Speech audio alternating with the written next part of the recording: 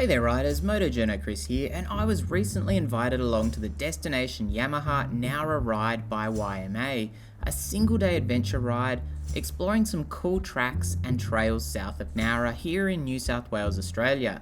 So I thought I'd do a bit of a video giving an overview of the day, and you can check out my ride footage as well.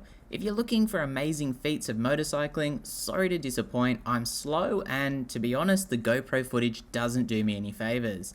That said, by the end of the day I was feeling a lot more confident and a bit more competent as well, so that's a win in my books. A couple of points of note, this day would normally set you back $95 and that covered an egg and bacon roll at the morning meeting point, former national motocross champion Lyndon Heffernan and his team running the day with a support vehicle and a goodie bag from Yamaha, with Sean Goldhawk and Kris both along from Yamaha Motors Australia and taking part in the ride.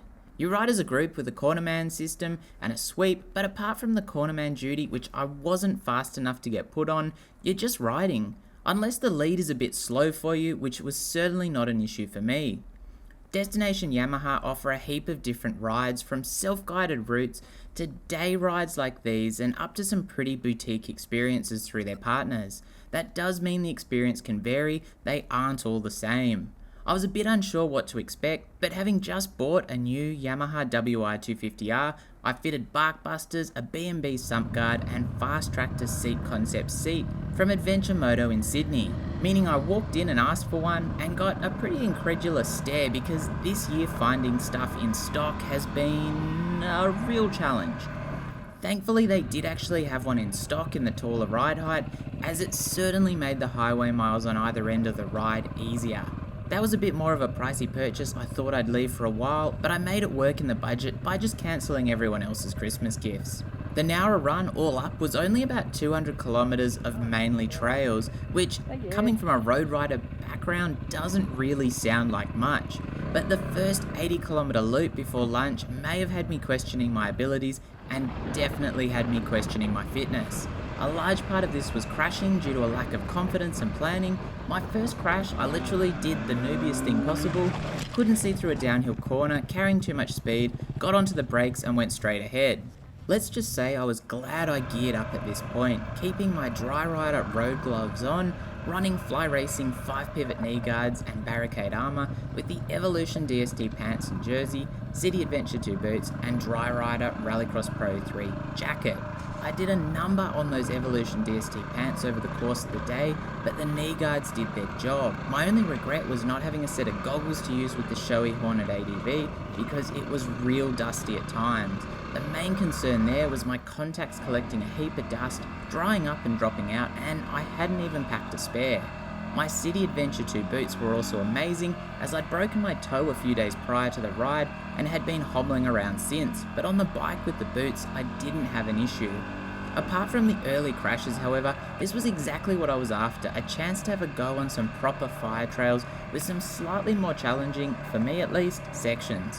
The highlight of the morning section was some deep troughs we rode through, which my first GoPro battery had actually run out for, which sucks because I didn't crash in any of them, and I thought it was pretty impressive personally. Now it was just as well I was maintaining a lot of momentum through there and just keeping that throttle pinned, yes in a low gear, because the WR250R dragged my sorry behind through everything I threw at it. Let's just say I was very glad I was on the little WR250R at this point in the day.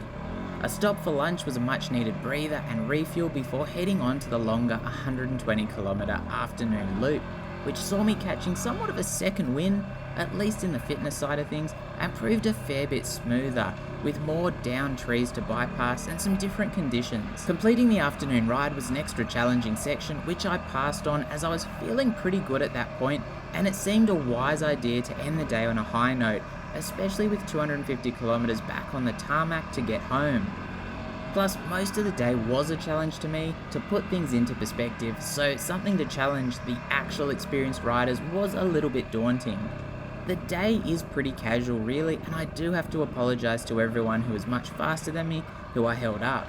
However, everyone was really friendly and I had a great chat with a couple of the riders over the course of the day. If you're on the sharp end of things, you do get cornerman duty, and from the perspective of someone slow, that probably means you get a bit of a chance to catch up to the other riders with a proper turn of speed and have a bit of fun, so I guess it's a mixed blessing. Obviously with a larger group, this was about 20 riders. If you do get into strife, there's guys on hand to help you out, which is a big plus for me as I don't know anyone into this kind of riding, so this style of ride is perfect for me. I get to improve my skills, I'm not solo, doing tracks that someone else is familiar with, giving me ideas for future locations, and I'd say not only is it a great entry point, but this is the kind of ride I'd be keen to do at any time as my skills grow. Certainly everyone else on the ride was significantly more experienced and skilled than I was. Observations from the day, there's certainly a few more accessories I'd like on the bike, like getting the rear rack fitted to carry some extra fuel and anything else I need. I'll also upgrade those standard tyres once I wear them out a bit more, and I need to figure out how people vary their tyre pressures for the conditions and whether that means running some heavy duty tubes. Overall though, the bike ran flawlessly and it was a great event. I've definitely got a lot to learn, plenty of speed to pick up as well, and hopefully in 2021 can mix in some more rides like this with a bit of rider training so I can build up those skills.